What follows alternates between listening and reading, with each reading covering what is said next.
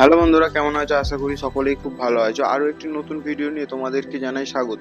তো এখন আমি দাঁড়িয়ে আছি হাওড়া স্টেশনের বাইরে। আজকে জার্নি ও ব্লগটা খুব ইন্টারেস্টিং হতে চলেছে, কারণ আমি যেতে চলেছি মেঘেদের দেশে।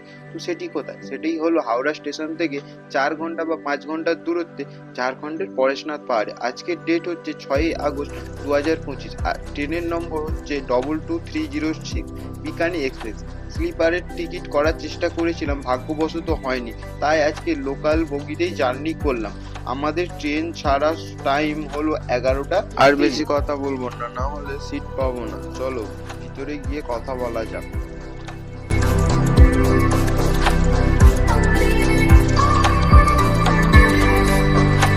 হে বন্ধুরা, আমরা এখানে সিট পেয়ে গিয়েছিলাম। তো ট্রেন সম্বন্ধে তোমাদের কিছু বলে রাখি। সপ্তাহের প্রতিদিন চলে এই ট্রেনটি। তো আমরা যাব পরেশনাথ, অর্থাৎ এখান থেকে 315 কিলোমিটার দূরে অবস্থিত। আমাদের সময় লাগবে প্রায় 5 থেকে 4 ঘন্টা মতো। আমাদের ট্রেনে হাওড়া স্টেশন থেকে 9 নম্বর প্ল্যাটফর্ম থেকে 11টা 55 সময় ছেড়েছিল।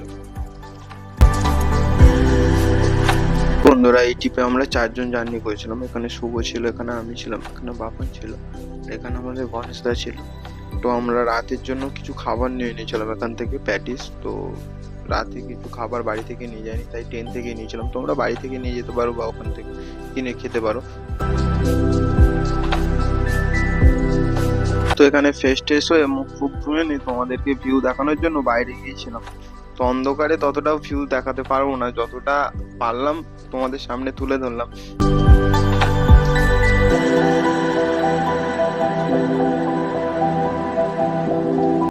এখন বাজে ঘড়ির কাঁটায় 12টা 30। এখন পৌঁছে গিয়েছিলাম আমাদের প্রথম স্টেশন বর্ধমান জংশন। তারপরে যে স্টেশনগুলি পড়বে সেইগুলি হলো দুর্গাপুর, রানীগঞ্জ, আসানসোল আর ধানবাদ। তারপরেই পড়বে আমাদের পরেশনাথ স্টেশন। আর বেশি কথা বলবো না, একটু ঘুমিয়ে নিই।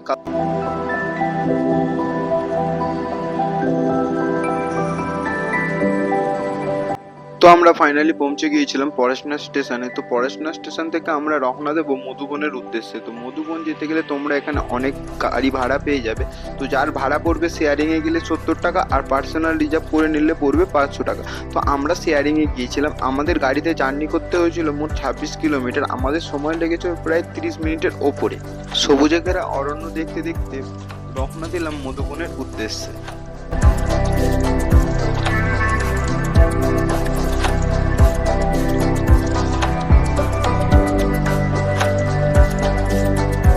তো বন্ধুরা, এখন হচ্ছে ঘড়ির কাঁটায় বাজে 5টা 30। তো এখন আমরা পৌঁছে গিয়েছি আমাদের ডেস্টিনেশন মধুবন। তো আমরা এখান থেকে পরেশনাথের দিকে রওনা দেবো।